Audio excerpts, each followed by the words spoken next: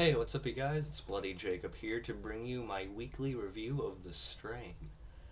And before we get started on that, though, I just want to say this time I don't have any notes. I know I've been, kind of inconsistent with my note taking for the show.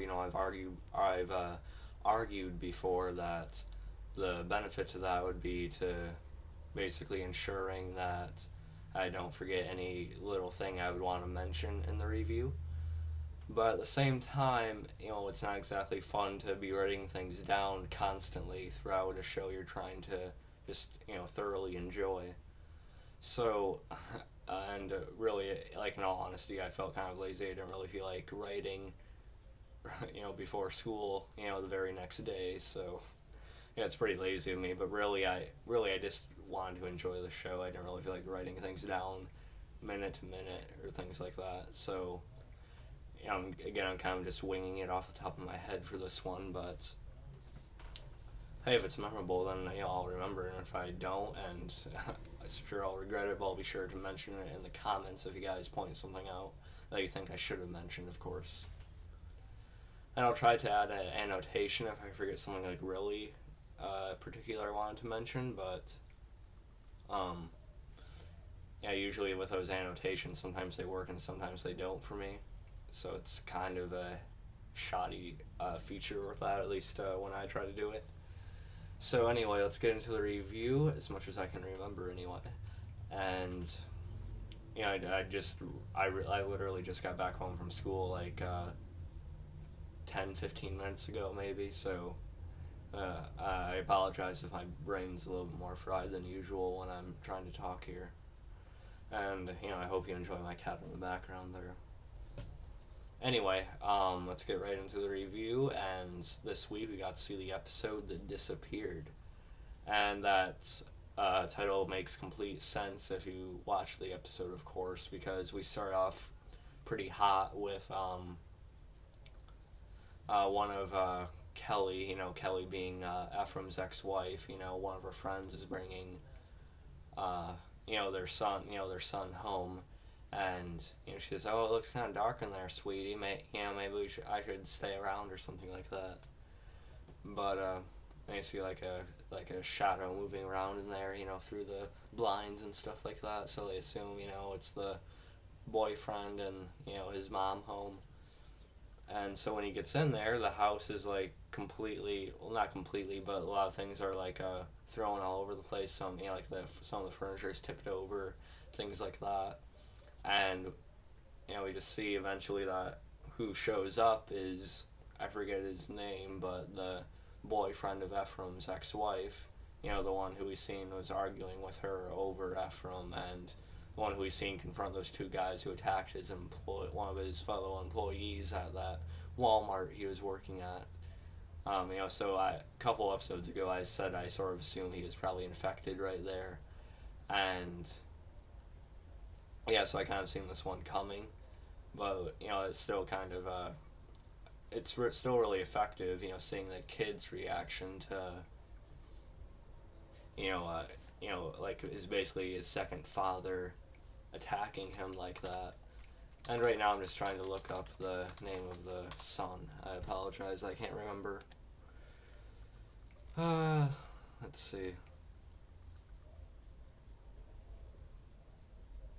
Zach. Okay, yeah, that's right. You see, I remembered it, but I just needed something to click it in my head again.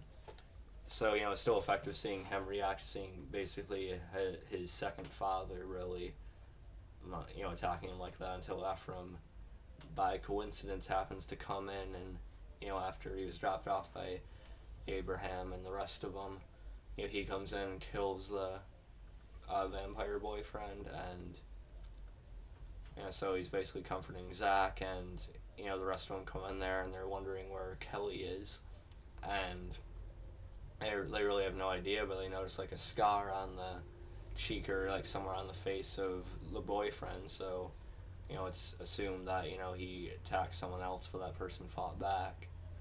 So Ephraim's hoping, of course, that she's still alive,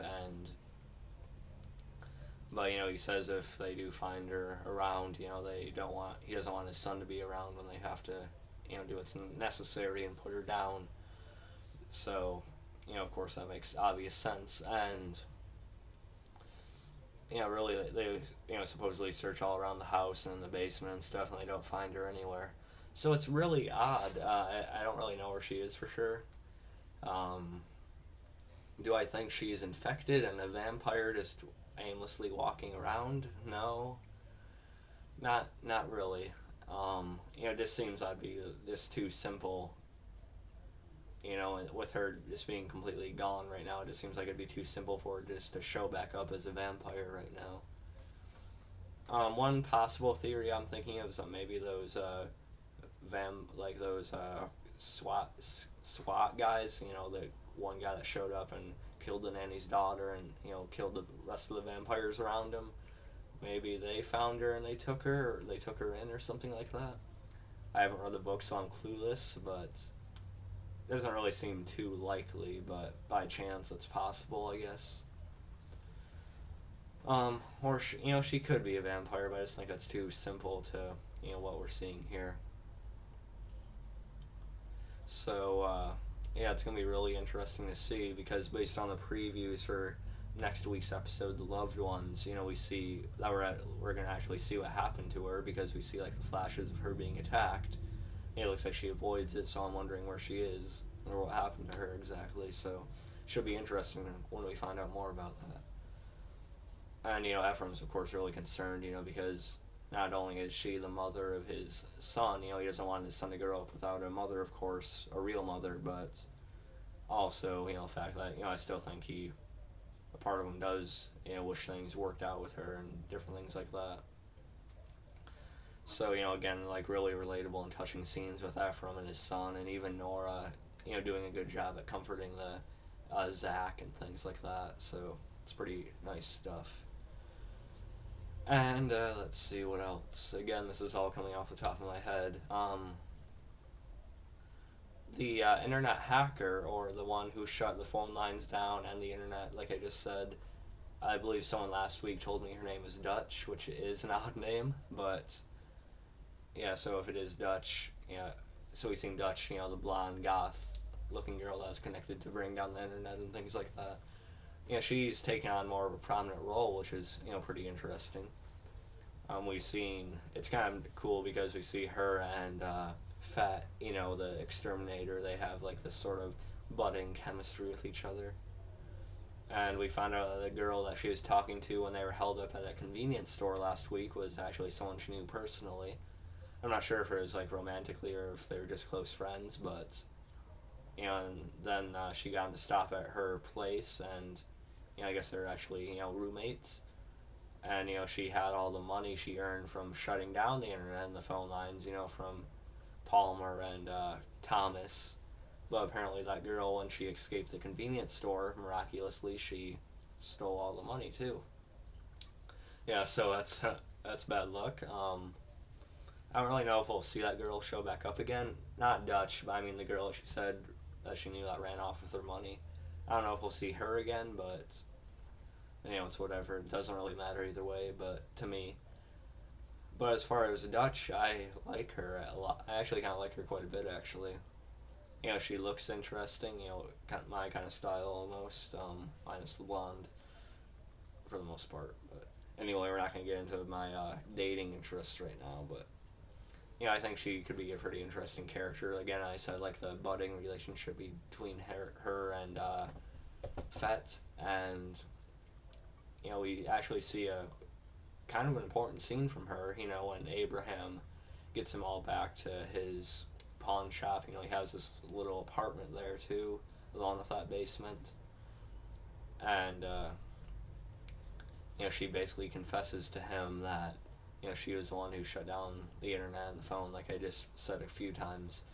And of course she didn't really know what she was doing, or well, she knew what she was doing obviously, but she didn't know that was connected to like a vampire takeover necessarily. So I don't really think you can put too much blame on her in all fairness.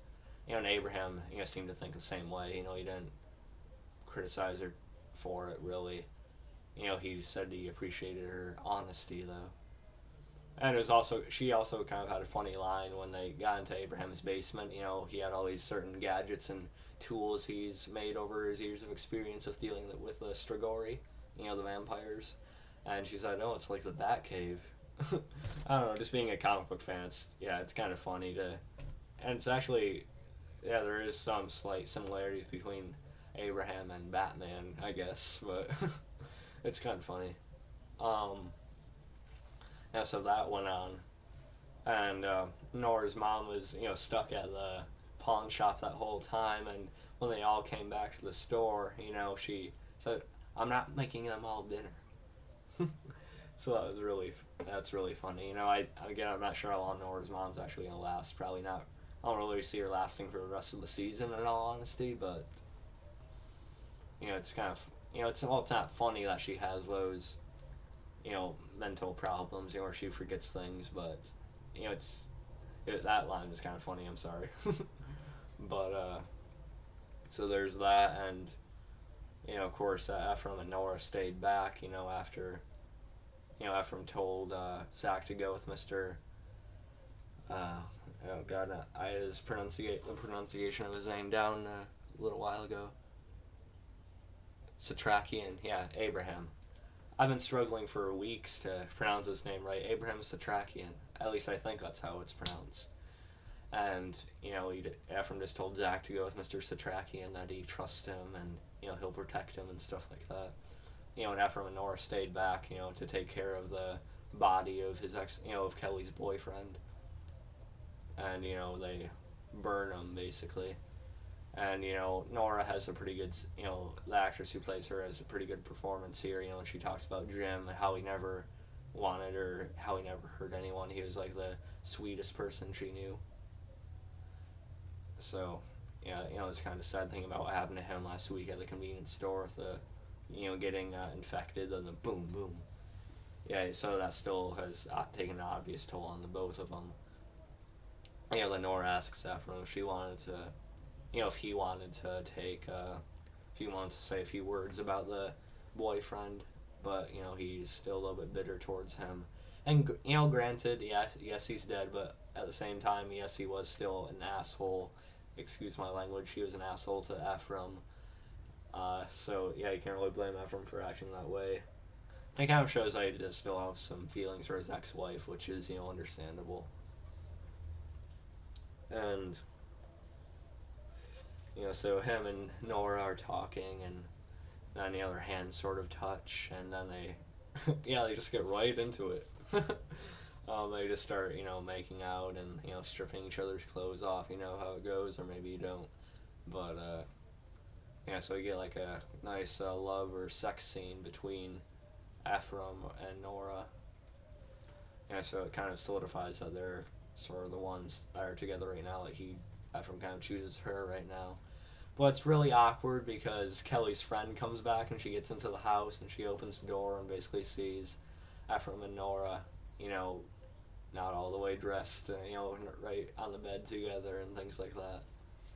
So, yeah, it's pretty awkward. So, you know, she's like, "Oh yeah, you know, Kelly told me about this. You know, that's Nora. Yeah, look at her. Yeah." She's being kind of snobby about it, but it's kind of understandable. They are having sex in, you know, her best friend's, you know, bedroom or whatever. You know, so yeah, you kind of get her perspective too. But Ephraim kind of, you know, gets a little irritated by that because he says, you know, Kelly is the mother of his son, and, you know, he basically says how much he still cares about her and things like that. And the camera kind of focuses on Nora a little bit when he's saying all that about his ex-wife, you know, so makes you wonder that, you know, he's still kind of struggling with his feelings for one or the other. So, you know, because obviously his relationship and his marriage with his wife ending wasn't really his decision, so, you know, of course there'd still be something there. So that was pretty good, some pretty good stuff. Personally, I probably don't see, my early prediction, I don't really see Ephraim and his ex-wife Kelly getting back together fully, you know, if she is found alive. You know, I see him and Nora being more of a long-term, you know, TV series thing for the majority of the show. But, you know, I still really like the actress that plays Kelly, so, hopefully we see more of her again before she dies. So, like I said before, Natalie Brown, I know her as Julia from Being Human Season 2. So, yeah, I'm still hoping to see more of her if she does show up alive again. But, I guess I'm basically shipping Ephraim and Nora more so. So there's that.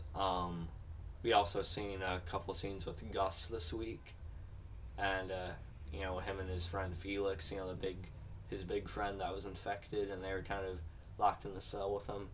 He didn't really know what was going on. He keeps on demanding for doctors, but of course the guards are stuck up in his, dumb as they are, they don't get any doctors in there, and they're transferring all the guys, to a different prison or something like that, and Felix basically transforms in the back of the van they're being kept in, and he basically uses Felix fully transforms into a vampire, and he uses the tongue to kill one of the kill a cop driving the van, and so the van crashes, and they're all handcuffed and they're locked in the van with the guy. So Gus manages to get a gun though, and he shoots Felix in the head dead. Because I think that if the brain is destroyed, it can still kill a vampire. I think that's the case. Could be wrong though, but I think that's how it is on the show. If there's like if the brain's completely destroyed, or if there's like massive trauma to the head, it kills it too. It doesn't have to be silver, like a special material or something like that, if there's that trauma to the head. So that makes sense. And and he gets out of the van and he runs off. So do I think he's gonna run into our core group?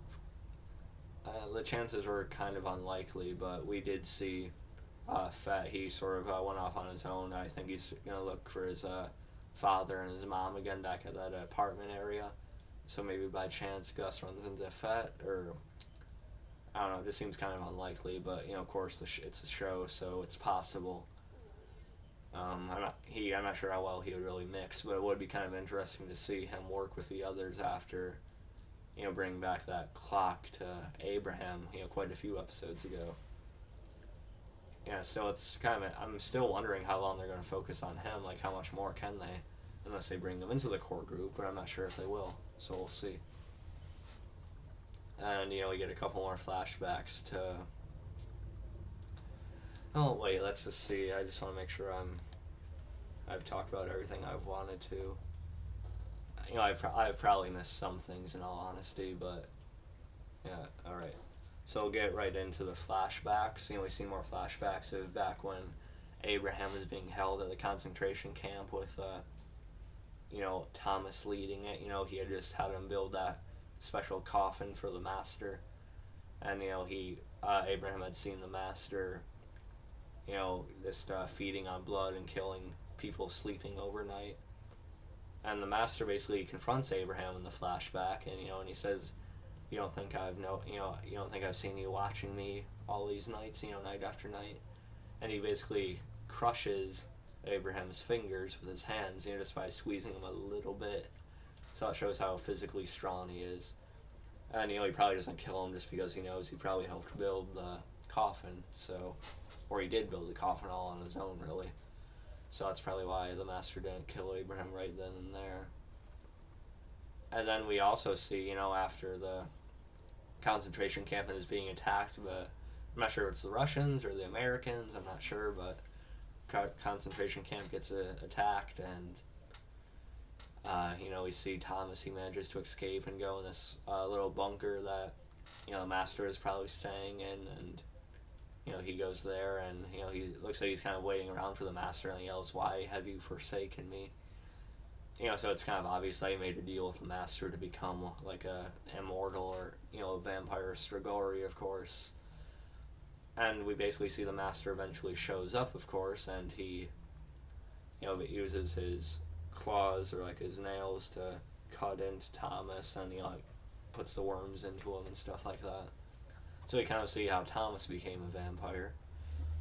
And big takeaway from that scene also is that we finally got to see the master's face full on without the hood on. And I don't know. I'm sort of mixed about how the Master looked. Um, Personally, I think he looks a lot creepier with a hood over his head, actually. Because, in all honesty, I think he looks sort of silly, full on with his face exposed and everything. He just looked a little funny to me, not as scary as I was thinking he would be.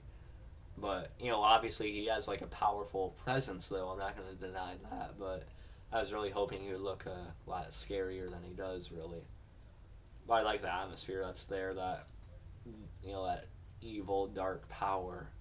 You can actually feel it when the character's in the room, the Master. But I just don't really think he looks that intimidating, really, without his hood on. So, I don't know, maybe I'll like the design a little bit more once we see him a little bit more close up and stuff like that. But right now, I think it looks a little bit silly, but I don't think it's awful, but I don't think it's as good as it could have been. So there was that, and yeah, let's see, I don't really think I missed anything too significant. If I did, please correct me in the comments, I welcome it. Yeah, so that's pretty much my review for this week. And, of course, Ephraim gets back to the apartment and he, tells his son to find, their mother, or his mother, and, they're gonna, keep on looking first thing in the morning. So, again, we're probably gonna find out next week on the loved ones what exactly happened to Kelly. So, then we get we got a great amount of touching scenes between Ephraim and his son in this episode. Not the best episode we've had so far, but again, I think it's still keeping that consistency it's had from week to week. It's just it's a very overall solid episode, another solid outing from the strain. Still a very impressive show so far. I enjoyed this episode. We got some touching character moments. We got to see the Master full on, even though that was a little bit disappointing. Still pretty good. I like Nora's scenes. I like seeing some focus on Dutch the hacker, which was interesting. And I really like the characters of Ephraim and Abraham a lot.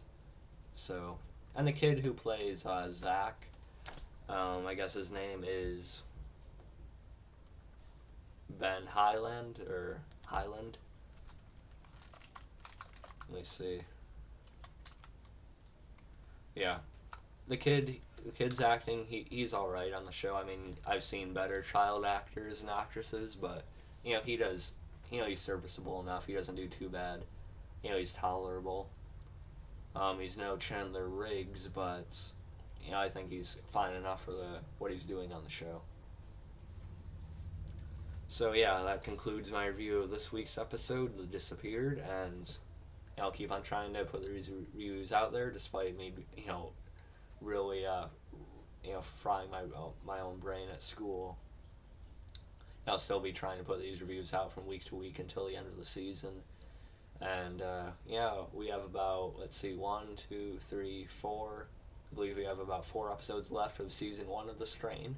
It should be really exciting once it gets to the season finale. It's really amped up. So I'm really interested to see what they do for the rest of the season.